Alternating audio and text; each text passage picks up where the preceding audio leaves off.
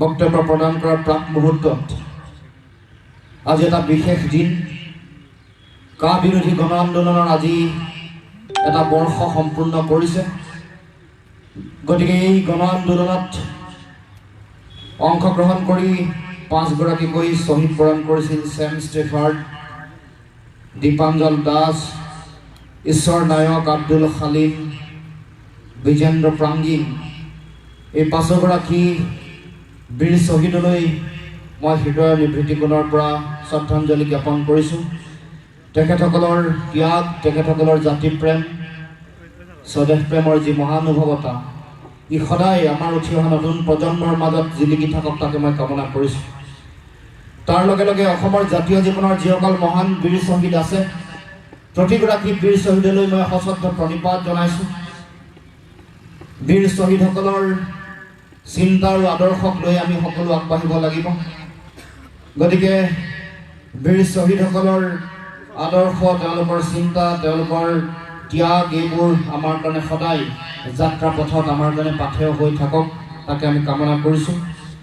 অসমৰ জাতীয় সংগ্ৰামৰ যিসকল নিৰ্যাতিত আছিল, গুলীবিদ্ধ, পংগু, ধৰ্ষিত নাৰী, জীৱনকালৰ কাৰণে পংগু হোৱা ব্যক্তি সকলোৰে প্ৰতি শ্ৰদ্ধাঞ্জলি জ্ঞাপন কৰিছোঁ। তেওঁলোকৰ পৰিয়াললৈও শ্ৰদ্ধা জ্ঞাপন কৰিছোঁ। যিসকল জীৱিত অৱস্থাত আছে তেখেতসকলৰ সুস্বাস্থ্য কামনা কৰিছোঁ। সদৌ অসম ছাত্ৰ সন্থাৰ পবিত্ৰ মঞ্চৰ পৰা মই ইতিমধ্যে আনুষ্ঠানিকভাৱে বিদায় গ্ৰহণ কৰিছোঁ। কেন্দ্ৰীয় সমিতিয়ে ইতিমধ্যে আনুষ্ঠানিকভাৱে বিদায় প্ৰদান কৰিছে। তাৰ পৰৱৰ্তী পৰ্যায়ত সমগ্ৰ অসমৰ বিভিন্ন জিলা, বিভিন্ন আঞ্চলিক ছাত্ৰ সন্থাসমূহেও বিদায় সম্ভাষণ জনাইছে। কিন্তু এটা কথা মই ইতিমধ্যে অসমৰ ৰাইজক অৱগত কৰিছোঁ যে ছাত্ৰ সন্থাৰ নতুন সভাপতি, সাধাৰণ সম্পাদকৰ হাতত দায়িত্ব অৰ্পণ কৰালৈকে মোৰ যি যাত্ৰা আছিল, মোৰ যি বাট বা মোৰ যি পথ আছিল, সেই পথ আহি থাকিবলগীয়া দিনসমূহতো একে হ'ব। যাত্ৰা পথত মোৰ চিন্তা, আদৰ্শ, মোৰ জাতীয় চেতনা, জাতীয় দৰ্শনৰ কোনো পৰিৱৰ্তন অসমৰ সমাজ জীৱনে, অসমৰ জাতীয় জীৱনে কেতিয়াও নাপায়। এই কথা মই ইতিমধ্যে উল্লেখ কৰিছোঁ। গতিকে আজি তিনিওখন আঞ্চলিক ছাত্ৰ সন্থাই আয়োজন কৰা এই বিদায় অনুষ্ঠানত মই ক'ব খুজিছোঁ যে এই অনুষ্ঠান মোৰ বাবে যদিও এটা আনুষ্ঠানিকভাৱে বিদায় অনুষ্ঠান, কিন্তু আহি থাকিবলগীয়া দিনসমূহত ছাত্ৰ সন্থাৰ চিন্তা আৰু আদৰ্শক হৃদয়ত স্থান দি যি সদৌ অসম ছাত্ৰ সন্থাৰ ৰক্তিম পতাকাৰ তলত একত্ৰিত হৈ বা ছাত্ৰ সন্থাৰ এই পতাকাৰ তলত থিয় হৈ জাতীয় আদৰ্শক আগবঢ়াই লৈ যাবৰ কাৰণে যি চিন্তা চৰ্চা কৰিছিলোঁ, সেই চিন্তা চৰ্চা আহি থাকিবলগীয়া দিনসমূহত মোৰ কাম কাজৰ মাজত আপোনালোকে সকলোৱে বিচাৰি পাব। এই কথা আপোনালোকৰ আগত নাহৰকটীয়াৰ এই উচ্চতৰ মাধ্যমিক বিদ্যালয়ৰ খেলপথাৰৰ মাজত মই ৰাইজৰ এই কথা মই দি যাব খুজিছোঁ।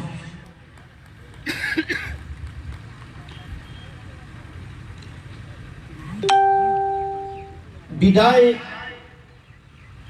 আমাৰ সকলোৰে কাৰণে খুব এটা আৱেগিক বিষয়। এটা পৰিয়ালত বহু দীঘলীয়া সময় বিভিন্ন কাম কাজত জড়িত হোৱাৰ পাছত হঠাৎ সেই পৰিয়ালটোৰ মাজৰ পৰা আঁতৰি অহাটো এটা খুব দুখজনক এটা পৰিৱেশ, দুখজনক এটা চিন্তাৰে আমি এই পৰিয়ালটো এৰি আহিব লগা হয়। কিন্তু নতুনক আদৰি লোৱা আৰু পুৰণিক বিদায় দিয়া এইটো এটা প্ৰকৃতিৰ নিয়ম। এই নিয়মক সৰুগত কৰি ছাত্ৰ সন্থাৰ পৰিয়ালে মোক বিদায় দিছে, ছাত্ৰ সন্থাৰ কেন্দ্ৰীয় সমিতিৰ আন আন বিষয়ববীয়াসকলক বিদায় দিছে আৰু নতুনক আদৰি লৈছে। নতুন প্ৰজন্মক অসমৰ সমাজ জীৱনক আগবঢ়াই লৈ যাবৰ কাৰণে, ছাত্ৰ সন্থাক শক্তিশালী ৰূপত আগবঢ়াই লৈ যাবৰ কাৰণে তেওঁলোকৰ ওপৰত জাতীয় দায়িত্ব অৰ্পণ কৰা হৈছে। এইটো এটা স্বাভাৱিক প্ৰক্ৰিয়া, এইটো এটা প্ৰাকৃতিক পৰিঘটনা। গতিকে আমি সকলোৱে ইয়াক গ্ৰহণ কৰিছোঁ, ইয়াক আদৰি লৈছোঁ আৰু নতুন অংগীকাৰে, নতুন চিন্তাৰে, নতুন জাতীয় সংকল্প লৈ আমি আগবাঢ়ি যাবৰ কাৰণে চিন্তা চৰ্চা কৰিছোঁ। গতিকে আদৰ্শগত, নীতিগত পাৰ্থক্য আহি থাকিবলগীয়া দিনসমূহত নাপায়, এই কথা স্পষ্ট। এই কথা মই ইতিমধ্যে অসমৰ ৰাইজক, অসমৰ জনগণক জনাইছোঁ। গতিকে আমি এই বিদায় মুহূৰ্তত এটা কথা ক'ব খুজিছোঁ আহি থাকিবলগীয়া দিনসমূহত আমাৰ সকলোৰে কাৰণে অসমৰ সমাজ জীৱনৰ কাৰণে অতি এটা প্ৰত্যাহ্বানপূৰ্ণ সময় আমাৰ সকলোৰে কাৰণে বাট চাই আছে। বিভিন্ন ধৰণৰ ঘটনা পৰিঘটনা ৰাইজে দেখিছে, বিভিন্ন ষড়যন্ত্ৰ দেখিছে, বিভিন্ন ধৰণৰ কূটকৌশল দেখিছে। চাৰিওফালে অপশক্তিসমূহে তেওঁলোকে চলাই থকা কাজৰাজিৰ মাজত অসমৰ সমাজ জীৱনে চিন্তাৰ মাজত তেওঁলোকে জীৱন নিয়াব লগা পৰিৱেশ হৈছে। গতিকে এই সময়ত আমি সদৌ অসম ছাত্ৰ সন্থাৰ বৰ্তমানৰ নেতৃত্বই কেনেকৈ ছাত্ৰ সন্থা আৰু অসমৰ সমাজ জীৱনক আগবঢ়াই লৈ যাব, এইটো এটা অতি গুৰুত্বপূৰ্ণ বিষয়। আন আন জাতীয় জনগোষ্ঠীয় দল সংগঠনসমূহে কেনেকৈ অসমৰ সমাজ জীৱনক নেতৃত্ব দিব, আৰু আমিও যিসকলে ছাত্ৰ সন্থা বা আন জাতীয় অনুষ্ঠান আমি বিদায় মাঙিলোঁ, আহি থাকিবলগীয়া দিনসমূহত আমি যি ক্ষেত্ৰত যি ব্যৱস্থাৰ মাজত থাকি আমি অসমৰ আই মাতৃক সেৱা কৰিবৰ কাৰণে আগবাঢ়ি যাওঁ, আমিও কেনেকৈ একত্ৰিতভাৱে মূল লক্ষ্যত উপনীত হ'বৰ কাৰণে অগ্ৰসৰ হওঁ, এইটো আহি থাকিবলগীয়া দিনসমূহত অতি গুৰুত্বপূৰ্ণ বিষয় হিচাপে বিবেচিত হ'ব। গতিকে এনে সংকটৰ সময়ত জাতীয় জীৱনৰ এই জটিল সন্ধিক্ষণত কা বিৰোধী গণ আন্দোলনৰ বীৰ শ্বহীদসকলৰ মহান আদৰ্শেৰে ক'ব খুজিছোঁ যে অসমৰ সমাজ জীৱনক, অসমৰ জাতীয় জীৱনক যাতে কোনো কাৰণতে অবৈধ বিদেশী শক্তিৰ ওচৰত যাতে আঁঠু ল'ব লগা পৰিৱেশৰ সৃষ্টি নহয়, তাৰ কাৰণে সকলোৱে আমি সংকল্প গ্ৰহণ কৰিব লাগিব। এই কথাই এই সময়ত জাতীয় জীৱনৰ কাৰণে মূল বিষয় হিচাপে পৰিগণিত হৈছে। আমি যাতে কোনো কাৰণতে আহি থাকিবলগীয়া দিনসমূহত এইখন অসমত যাতে আমাৰ ভাষা হেৰুৱাব লগা নহয়। যি ত্যাগৰ মহান আদৰ্শে এই বীৰ শ্বহীদসকলে তেওঁলোকৰ জীৱনৰ সৰ্বোচ্চ ত্যাগ কৰিলে, সেই আদৰ্শক আমি সদুগত কৰি আগন্তুক দিনৰ এই যাত্ৰাত আমি আগবাঢ়ি যাব লাগিব। আমাৰ কৃষ্টি সংস্কৃতি যাতে আমি কোনো কাৰণতে হেৰুৱাব লগা নহয়। সংকট আহিছে, চিন্তা আছে, আমাৰ ভাষা হেৰুৱাৰ জনগোষ্ঠীয় ৰাইজে তেওঁলোকৰ জনগোষ্ঠীয় ভাষা হেৰুৱাৰ চিন্তা, আমাৰ অধিকাৰ হেৰুৱাৰ চিন্তা, কেনেবাকৈ অবৈধ বিদেশী আগ্ৰাসনে আমাৰ ৰাজনৈতিক অধিকাৰ নিষেধ কৰিব নেকি, এই চিন্তা মানুহৰ মাজত প্ৰতি মুহূৰ্তত মানুহৰ মনত ক্ৰিয়া কৰিছে।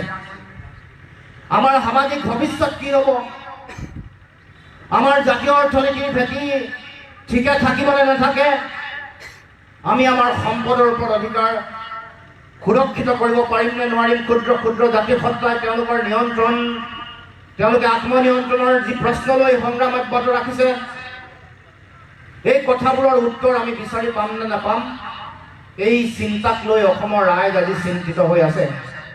গতিকে আজি এই মুহূৰ্তত কা বিৰোধী আন্দোলনৰ 1 বছৰ বৰ্ষপূৰ্তিৰ এই পবিত্ৰ ক্ষণত আমি ক'ব খুজিছোঁ যে আমি অসমৰ জাতীয় জীৱনক এই চিন্তাবোৰৰ পৰা পৰিত্ৰাণ দিবৰ কাৰণে, জাতীয় জীৱনটোক সুৰক্ষিত কৰিবৰ কাৰণে যি মহাসংগ্ৰাম আছে, আহি থাকিবলগীয়া দিনসমূহত সকলোৱে এই সংগ্ৰামত আমি জঁপিয়াই পৰিব লাগিব, একত্ৰিতভাৱে আগবাঢ়ি যাব লাগিব।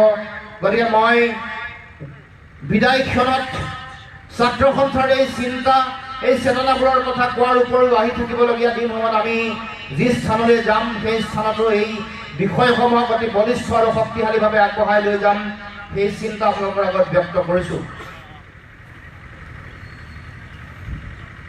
সদৌ অসম ছাত্ৰ সন্থাৰ পবিত্ৰ মঞ্চত থকাৰ সময়ত আমি অসমৰ ৰাইজক কি দিব পাৰিলোঁ, কি দিব নোৱাৰিলোঁ, এইটো সময়ে বিচাৰ কৰিব, অসমৰ ৰাইজে বিচাৰ কৰিব। কিন্তু এটাই আমাৰ লক্ষ্য আছিল যে আমি বিচৰা এখন সপোনৰ অসম, য'ত আমি শান্তি সম্প্ৰীতিৰে জীয়াই থাকিব পাৰোঁ, এই সপোনৰ অসমখন আমি দিব পাৰোঁ নেকি। সাম্প্ৰদায়িকতাৰে অসমৰ সমাজ জীৱন যাতে কোনো কাৰণতে এটা অস্থিৰ পৰিৱেশৰ মাজলৈ যাতে গতি নকৰে, এইখন অসমত যাতে হিন্দু মুছলমান এনেকুৱা ধৰণৰ ধৰ্মীয়ভাৱে মানুহক ভাগ ভাগ কৰা নহয়, যাতে কোনো কাৰণতে অসমৰ মানুহৰ মাজত অসমীয়া বঙালী আন আন জাতি জনগোষ্ঠীসমূহৰ মাজত বিভাজনৰ ৰাজনীতি, এইবোৰে যাতে অসমৰ সমাজ জীৱনক ভাঙি থান বান কৰি দিব নোৱাৰে, তাৰ কাৰণে সেই চিন্তা লৈ আমি বিভিন্ন ধৰণৰ কাৰ্যসূচী আমি ৰূপায়ণ কৰিছিলোঁ। গতিকে আহি থাকিবলগীয়া দিনসমূহতো এই কথাবোৰ অতি প্ৰাসংগিক। সাতামপুৰুষীয়া ঐক্য, সমন্বয়, সম্প্ৰীতি যাতে অসমৰ সমাজ জীৱনৰ পৰা যাতে আঁতৰি নাযায়, শংকৰ ৰাজনৰ দেশত যাতে কোনো কাৰণতে সমন্বয় বিঘ্নিত কৰিব পৰা শক্তিসমূহে যাতে ইয়াত তেওঁলোকে লহপহকৈ বাঢ়ি অহাৰ সুযোগ নাপায় তাৰ কাৰণে সকলোৱে এই সময়ত সদা সতৰ্ক হৈ তেওঁলোকে থাকিব লাগিব, শক্তিসমূহক চিনাক্তকৰণ কৰিব লাগিব। কা বিৰোধী আন্দোলনৰ সময়ত বহু মানুহৰ কাম কাজ দেখিলে, কাম কাজ দেখাৰ পাছত বহু মানুহ বিভিন্ন ধৰণৰ শক্তিৰ প্ৰলোভনত প্ৰলোভিত হৈ আমাৰ মাজৰ পৰা সেই সংগ্ৰামী ধাৰাৰ পৰা আঁতৰি গ'ল, বহুতে আপোচ কৰিলে, বহু ব্যক্তি বিক্ৰী হ'ল, বিক্ৰী কৰা বহু ব্যক্তি আপোনালোকে দেখা পালে, বহু বদনৰ মুখ আপোনালোকে চিনি পালে, পানীৰ তলৰ কাঁইটক অসমৰ জনসাধাৰণে চিনি পাবলৈ সক্ষম হ'ল। গতিকে এনেকুৱা সময়ত পুনৰবাৰ ৰাইজৰ প্ৰতি আহ্বান যাতে এইসমূহ শক্তিয়ে বাৰে বাৰে আমাক প্ৰতাৰিত নকৰে, আমাক যাতে ঠগ প্ৰবঞ্চনা কৰিব নোৱাৰে, আমাক যাতে আৰু এবাৰ যাতে তেওঁলোকে বিপথে পৰিচালিত কৰিব নোৱাৰে আৰু আমাক সকলোকে বিভ্ৰান্ত, সকলোকে বিচলিত কৰি প্ৰলোভন আৰু বিভিন্ন ধৰণৰ বিভাজনৰ ৰাজনীতি কৰি যাতে আমাক মোহাচ্ছন্ন কৰিব নোৱাৰে, আমাক এটা বেলেগ দিশলৈ যাতে লৈ যাব নোৱাৰে, তাৰ কাৰণে সকলোৱে সতৰ্ক হৈ থাকিবৰ কাৰণে মই আহ্বান জনাইছোঁ। কাৰণ তেনেকুৱা দিন আহিব, তেনেকুৱা চিন্তা আহিব, আমাক ৰাইজক বিভ্ৰান্ত কৰিবৰ কাৰণে উঠি পৰি লাগিব। এতিয়া মানুহৰ মাজত তেনেকুৱা চিন্তাৰ ৰূপমুকনি ঘটিছে। আমাৰ লগত একেলগে সংগ্ৰাম কৰা বহু ব্যক্তিক, বহু নেতাক কিনা বেচা কৰা আপোনালোকে নিজ চকুৰ আগত দেখিছে। আনকি আমাৰ সেই সময়ৰ আন্দোলনৰ সময়ত শিল্পী সমাজৰ বহু ব্যক্তি তেওঁলোকৰ চিন্তা দেখিলে, তেওঁলোকৰ আদৰ্শ দেখিলে, আদৰ্শৰ লগত তেওঁলোকে আপোচ কৰা দেখিলে, আনকি বহুতে তেওঁলোকে আদৰ্শ বিসৰ্জন দি আগৰ এই আদৰ্শৰ বিপৰীতে মাত মতাও শক্তিশালীভাৱে আপোনালোকে দেখা পাইছে। গতিকে তেনেকুৱা এটা মুহূৰ্তত আমাৰ দায়িত্ব কি হ'ব, আমাৰ কৰ্তব্য কি হ'ব, সেই সম্পৰ্কত আমি এই সময়তে আমাৰ নিজৰ স্থিতি আমি সকলোৱে শক্তিশালী বা দৃঢ় কৰাটো অত্যন্ত প্ৰয়োজন। গতিকে মই ক'ব খোজা কথাটো এইটোৱেই যে এতিয়া সকলোকে বিভ্ৰান্তিকৰ এটা পৰিৱেশৰ মাজত ৰাখিবৰ কাৰণে বিভিন্ন শক্তিয়ে, চৰকাৰী পক্ষই তেওঁলোকে প্ৰচেষ্টা হাতত ল'ব। গতিকে আমি সেই কথা বতৰাবোৰ সম্পূৰ্ণৰূপে চালি জাৰি চাই পৰ্যালোচনা কৰি সকলোৱে আগবাঢ়িব লাগিব। এতিয়া কৰিবৰ কাৰণে মানুহৰ মাজত এতিয়া আৰম্ভ হৈছে বিভিন্ন ধৰণৰ মানুহৰ মাজত বিভিন্ন আঁচনি, বিভিন্ন হিতাধিকাৰী আঁচনি মানুহৰ মাজত দি দিয়া হৈছে, দি মানুহক এনেকুৱা ধৰণৰ পৰিৱেশ এটা তৈয়াৰ কৰা হৈছে যে যি কাৰণে মানুহে 830 টকা 930 টকাৰ কাৰণে দীঘলীয়া লাইন পাতিব লগা হৈছে। আৰু এই 830 টকাৰ কাৰণে লাইন পাতোতে অহা যোৱা কৰোঁতে মানুহৰ 200-300 টকা গুচি গৈছে। মানুহক এনেকুৱা এটা অৱস্থালৈ লৈ যোৱা হ'ল। অৰ্থাৎ অসমৰ জনসাধাৰণে কেতিয়াও কোনো কাৰণতে দিল্লী, দিছপুৰৰ মুখলৈ চাই তেওঁলোকৰ ওচৰত ভিক্ষা লৈ যোৱা হৈছে। মানুহক বিভ্ৰান্তিকৰ মানে এটা মোহাচ্ছন্ন কৰি প্ৰলোভনৰ এটা পৰিৱেশ তৈয়াৰ কৰি দিব খোজা হৈছে। যি 830 টকা হ'ব লাগিছিল 8,300 টকা, আৰু সেইটো মাহে মাহে ভাত্তা দিব লাগিছিল। যদিহে সঁচাকৈ দুখীয়া মানুহৰ প্ৰতি এইসমূহ চৰকাৰ দায়বদ্ধ, প্ৰতি মাহে 8,300 টকাৰ ভাত্তা তেওঁলোকে দিব লাগিছিল যিসকল অৰ্থনৈতিকভাৱে পিছপৰা মানুহ আছে, যিসকল উঠি অহা নতুন প্ৰজন্মৰ ছাত্ৰ ছাত্ৰী, যুৱক যুৱতী আছে, তেওঁলোকক যদি নিবনুৱাসকলক ভাত্তা দিব বিচাৰিলে হয় প্ৰতি মাহত তেওঁলোকে 5,000 টকাৰ নিবনুৱাৰ ভাত্তা তেওঁলোকে দিয়াৰ এটা প্ৰয়োজনীয়তা আছিল। তাকে নকৰি 830 টকা 30ৰে হৰণ কৰি চাব 27 টকা, অৰ্থাৎ 27 টকাত দিল্লী দিনে নিতৌ 1 কেজি ভাল চাউল কোনো মানুহে নাপায়। অৰ্থাৎ আমাক সেই পৰ্যায়লৈ লৈ যোৱা হৈছে। গতিকে আমি এইবোৰ কথা পৰ্যালোচনা কৰিব লাগিব, বিবেচনা কৰিব লাগিব। এতিয়া বিনা পইচাৰ চাউল খোৱাৰ পৰিৱেশ এটা আৰম্ভ হৈছে। বিনামূলীয়াকৈ চাউল দিছে, ভাল কথা, দিব লাগে, কিন্তু বিনামূলীয়াকৈ চাউল দিয়াৰ পিছত 60 টকীয়া আলু কিয় খাব লাগে এই প্ৰশ্ন আপোনালোকে উত্থাপন কৰাৰ সময় আহিল পৰিলে।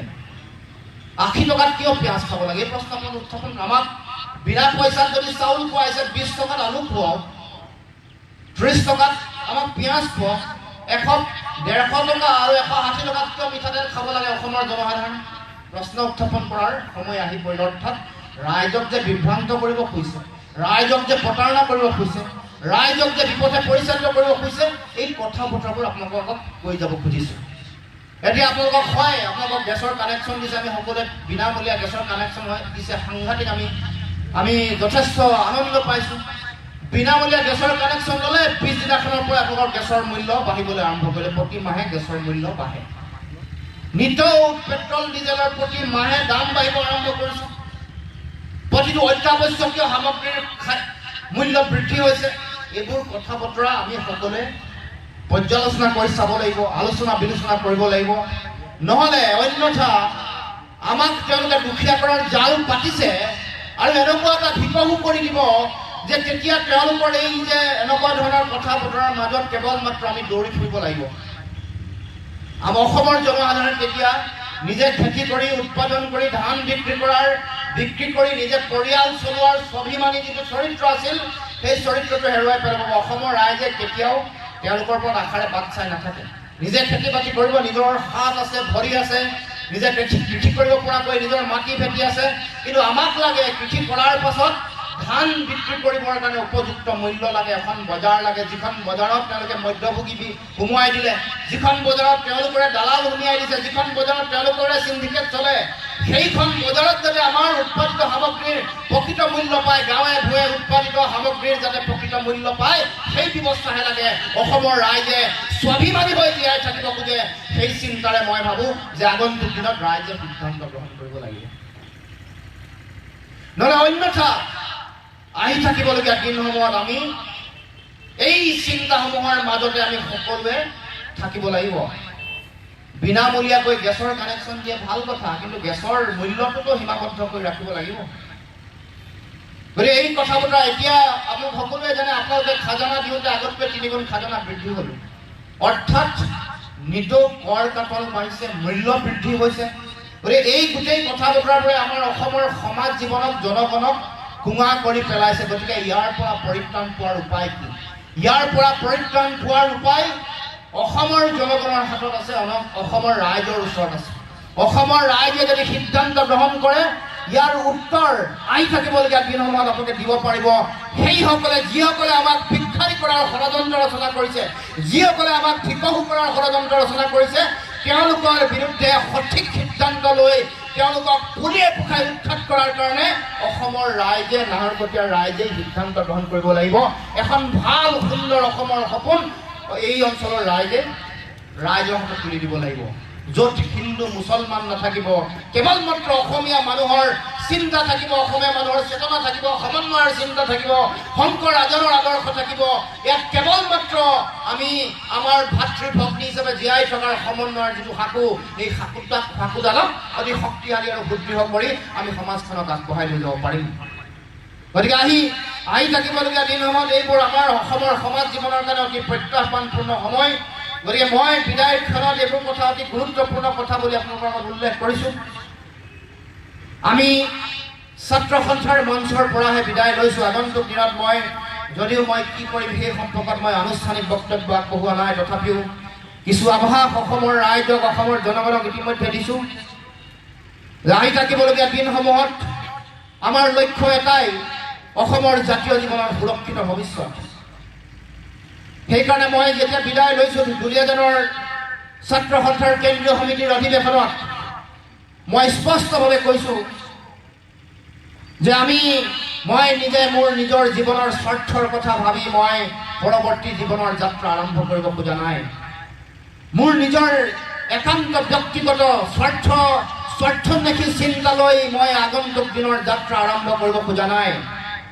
মই যদি ইচ্ছা কৰিলোঁ হয়, নিজৰ জীৱনৰ ব্যক্তিগত লক্ষ্য যদি মোৰ থাকিলে হ'লে, মই এটা সুবিধাজনক স্থানত থাকি যদি মই মোৰ নিজৰ জীৱনটো আগবঢ়াই লৈ যাব বিচাৰিলোঁ হ'লে, তেতিয়া মই প্ৰথমেই সদৌ অসম ছাত্ৰ সন্থাৰ সভাপতি, সদৌ অসম ছাত্ৰ সন্থাৰ উপদেষ্টা, সদৌ অসম ছাত্ৰ সন্থাৰ মুখ্য উপদেষ্টা হোৱাৰ কাৰণে মই লক্ষ্য নিৰ্ধাৰণ কৰিলোঁ হয়। মই যদি নিজকে ভাবিলোঁ হয় যে নহয় মই বিধায়ক, মন্ত্ৰী, সাংসদ হ'ব লাগে, তেতিয়াহ'লে প্ৰতিষ্ঠিত ৰাজনৈতিক যিবোৰ দল আছে,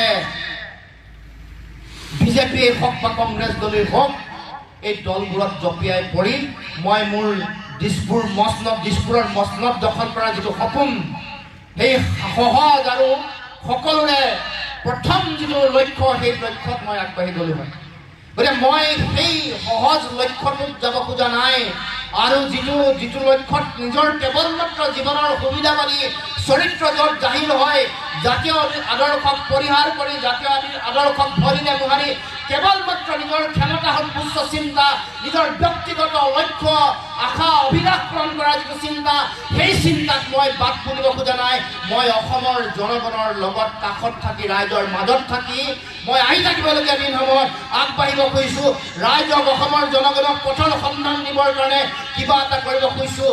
মই নেতা হোৱাৰ মোৰ শক্তি আছে নে নাই মই ক'ব নোৱাৰোঁ, কিন্তু অসমৰ জনগণৰ কাৰণে এগৰাকী আপোচবিহীন স্বাভিমানী জাতীয় যোদ্ধা, জাতীয় সৈনিক হৈ যদি মই কিঞ্চিতো মানুহ যদি অৰিহণা আগবঢ়াব পাৰোঁ, এগৰাকী ক্ষুদ্ৰাতি ক্ষুদ্ৰ অসমীয়া আইৰ সেৱক হৈ যদি অসমৰ কাৰণে কিবা এটা কৰি যাব পাৰোঁ, তেতিয়াহ'লে মৃত্যুৰ সময়ত সেইটোৱে মোৰ কাৰণে জীৱনৰ পৰম প্ৰাপ্তি হ'ব আৰু অসমৰ জনগণৰ কাৰণেও কিবা এটা কৰি যোৱা হ'ব। এই কথা মই উল্লেখ কৰিছোঁ। গতিকে মই সেইদিনাখনে কৈছোঁ, মই যি সিদ্ধান্ত লৈছোঁ সেইটো ভুল নে শুদ্ধ সময়ে ক'ব, অসমৰ জনগণে ক'ব। মই এই অতি কণ্টকময় বংকিল পথৰ মাজেৰে যি যাত্ৰা আগবঢ়াব খুজিছোঁ, এই যাত্ৰাত কিমান সফলতা আহে, বিফলতা আহে, এয়া জনগণৰ তেওঁলোকৰ সহায় সমৰ্থন, আশীৰ্বাদ, শুভাশীষৰ ওপৰত নিৰ্ভৰ কৰিব।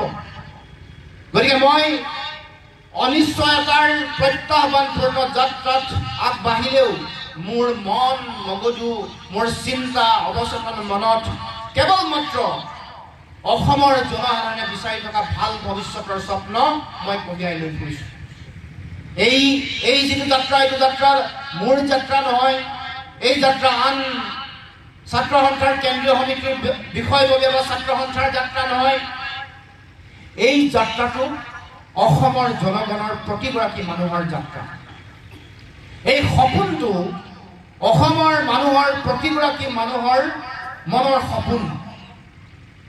এই চিন্তা অসমক যি ভাল পায়, অসমীয়া আইৰ কাৰণে যিসকলে সেৱা আগবঢ়াব খোজে, তেওঁলোকৰ মনৰ চিন্তা আৰু লক্ষ্য আপোনাৰ মোৰ অসমৰ জনগণৰ সকলোৰে একে লক্ষ্য যে আমি এটা স্থানত আমি উপনীত হ'ব লাগে, য'ত পৃথিৱীৰ মানুহে অসমৰ মানুহক, অসমৰ সমাজখনক, অসমৰ জাতিটোক, অসমীয়া সভ্যতাক ক'বলৈ বাধ্য হয় পৃথিৱীৰ এটা খুব ভাল উন্নত সভ্যতা, য'ত ভাল শিক্ষা আছে, য'ত ভাল কৃষ্টি সংস্কৃতি আছে, য'ত ভাল সাহিত্য আছে, য'ত জাতীয় জীৱনৰ অৰ্থনীতিৰ ভেটিটো অতি শক্তিশালী, য'ত ভাল এখন সমাজ আছে, য'ত ৰাজনৈতিক ভৱিষ্যতো এটা আদৰ্শৰ ওপৰত প্ৰতিষ্ঠিত ৰাজনৈতিক এটা সত্তা আছে, য'ত আপোচবিহীন চৰিত্ৰৰ কিছু মানুহে জীয়াই আছে, অন্যায় অবিচাৰ হ'লে যি ৰাজপথলৈ ওলাই আহি নিজৰ চিন্তা শক্তিশালী ৰূপত প্ৰতিনিধিত্ব কৰে, যি শক্তি, যিটো সত্তাৰ নিজৰ স্বাভিমান আছে, দিল্লীৰ চকুত হৈ কথা ক'ব পাৰে, দিল্লীয়ে যদি অন্যায় কৰে বজ্ৰকণ্ঠে গৰজি উঠিব পাৰে,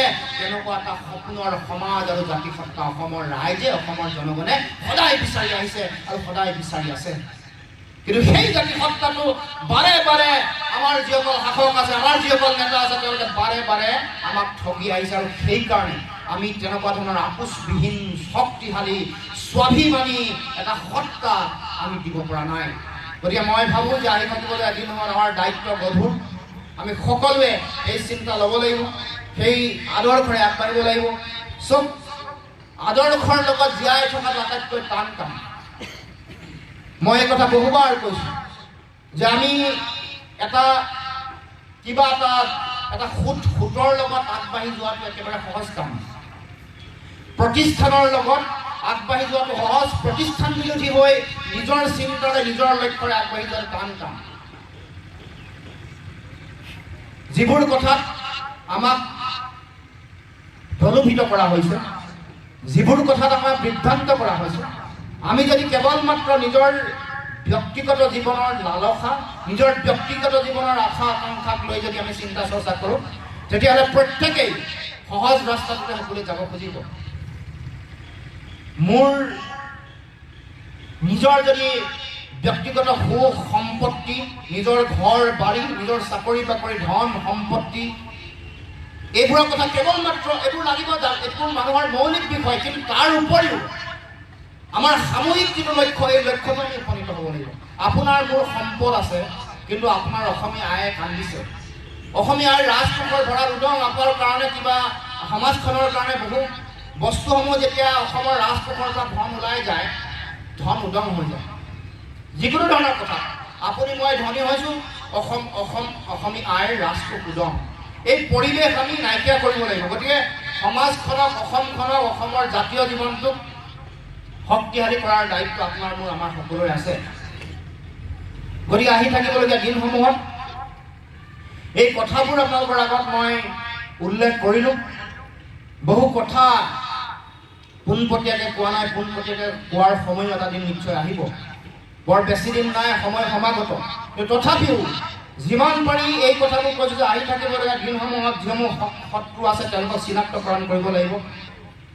চিনাক্তকৰণ কৰি পুলিয়ে পোখাই উৎখাত কৰাৰ দায়িত্ব আপোনালোকৰে থাকিব, ৰাইজৰ থাকিব, জনতাৰ থাকিব। জনতা যিহেতু জনাৰ্দন, ৰাইজে ইচ্ছা কৰিলে সকলো কথা হ'ব পাৰে। গতিকে আহি থাকিবলগীয়া দিনসমূহত আমি শক্তিশালী আৰু সুস্থিৰ চিন্তাৰে সমাজখনক, অসমৰ জাতীয় জীৱনক আগবঢ়াই লৈ যাবৰ কাৰণে সকলোৱে আমি প্ৰচেষ্টা হাতত ল'ব লাগিব। গতিকে মই আজি বিদায়ৰ এই বিয়লি বেলাত আপোনালোকক মোৰ মনৰ যিবোৰ কথা, মোৰ যিবোৰ চিন্তা, সেই চিন্তা পৰিকল্পনাসমূহ আপোনালোকৰ আগত উল্লেখ কৰিছোঁ। গতিকে আহি থাকিবলগীয়া যিটো যাত্ৰাৰ কথা আমি উল্লেখ কৰিছোঁ, এই যাত্ৰা আপোনাৰ মোৰ আমাৰ সকলোৰে সপোনৰ যাত্ৰা। গতিকে আমি সকলোৱে যদি আমি কিছু ত্যাগ কৰোঁ আৰু লক্ষ্য যদি স্থিৰ কৰি লওঁ, নিশ্চিতভাৱে আমি মূল লক্ষ্যত উপনীত হ'ব পাৰিম। যি চিন্তা, যি নতুন ধাৰা বা নতুন চিন্তাৰ অংকুৰণ হ'ব, সেইটো আমি সকলোৱে সহায় সমৰ্থন দিলে, সকলোৱে সাৰ পানী দিলে, সেই চিন্তা, অংকুৰিত চিন্তা এদিন বৃক্ষ হৈ বটবৃক্ষ হ'ব আৰু আমি সকলোৱে দেখা সপোনৰ অসমখন পাম। আৰু সেই বটবৃক্ষৰ ছাঁত সকলোৱে জিৰোৱাৰ সুযোগ পাব আৰু সকলোৱে একেলগে সমস্বৰে অসমীয়া জাতীয় অসম মাতৃৰ জয়গান সকলোৱে একত্ৰিতভাৱে গাবৰ কাৰণে আমি সকলোৱে সুযোগ পাম। গতিকে আমি সকলোৱে সেই চিন্তা বা সেই আদৰ্শৰ লগত সকলোৱে একত্ৰিতভাৱে যাত্ৰা কৰিবৰ কাৰণে মই আহ্বান জনাইছোঁ। গতিকে আগন্তুক দিনত সকলো ৰাইজে আমি একেলগে সেই যাত্ৰাত চামিল হ'বৰ কাৰণে আহ্বান জনাইছোঁ। গতিকে মই বৰ বেছি দীঘলীয়া কথা নকওঁ। আহি থাকিবলগীয়া দিনসমূহত যাতে মই অসমৰ ৰাইজৰ সৈতে ভাল কাম কৰিব পাৰোঁ, আপোনালোকে ভবাৰ ধৰণে যাতে মই আহি থাকিবলগীয়া দিনসমূহতো মই এতিয়ালৈকে কথাৰ মানুহ হৈ থাকিব বিচাৰিছোঁ। আহি থাকিবলগীয়া দিনসমূহতো কথাৰ মানুহ, আপোচবিহীন মানুহ হৈ যাতে থাকিব পাৰোঁ। কিমান এই বিষয়সমূহত কিছু যদি ক'ৰবাত আপোনালোকে এচুলি মানুহ মোক বিচলিত হোৱা বা হিনদেৰি হোৱা, মোৰ কথাৰ মাজত হিনদেৰি হোৱা দেখে, আপোনালোকে সকলোৱে মোক আঙুলিয়াই দিব, বাট দেখুৱাই দিব, কঠোৰ সমালোচনা কৰিব আৰু সেই যাত্ৰাত, ৰাইজৰ জনগণৰ যাত্ৰাত যাতে আমি সকলোৱে লক্ষ্যত উপনীত হ'ব পাৰোঁ, তাৰ কাৰণে আপোনালোকে অভিভাৱকত্ব দিব, এইখিনিকে মই কামনা কৰিছোঁ।